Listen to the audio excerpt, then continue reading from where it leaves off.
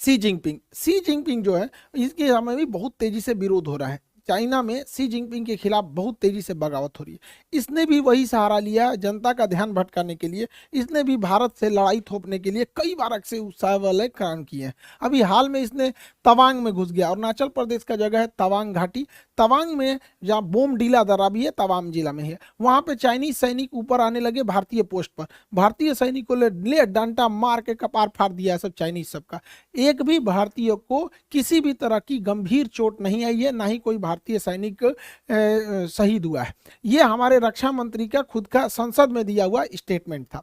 और वहीं Chinese media इस पर एकदम चुप है। जब चाइनीज पिटाते हैं सब ना तो एकदम चुप हो जाते हैं। आपको याद होगा जो जून 2020 पिटाया था, 6 महीना बाद बोला था कि हाँ हम लोग पिटा गए। वो सब इतनी होता है, सब आके भाज रहा था, सब मार यहाँ पे लाठी लाठी का पार फाड़ दिया सब चाइनीज सबका। चाइना वहां से भाग निकला और अभी चाइना कुछ नहीं बोल रहा है। अपनी जनता का ध्यान भटकाने के लिए ये कभी ताइवान के ऊपर अटैक करता है, कभी ये भारत की ओर। अभी इसके जो फाइटर जहाज थे सब वो कई बार उत्तराखंड के पास में मडराने लगे सब। उत्तराखंड के पास मडराने के भी कई रीजन है। उत्तराखंड में अभी भारत और अमेरिका की सेना यहाँ बहुत करीब नंदा देवी पर्वत के पास आकर चाइना के पास युद्धाभ्यास की। इसीलिए वो अपने ड्रोन को, और उसने सबसे बड़ा जो बमवर्षक जहाज बना है S-20 ये बमवर्षक जहाजों को भारत के सीमा के पास उड़ाते रहता है। तो भारतीय सेना भी अपनी वायु से एयरफोर्स को तुरंत एक्टिवेट कर देती है और एयरफोर्स भी ऊपर से जाके वार्निंग देने लगती है कि अगर इधर की ओर आओगे तो तुम्हारा भी इलाज कर दिया जाएगा बढ़िया से।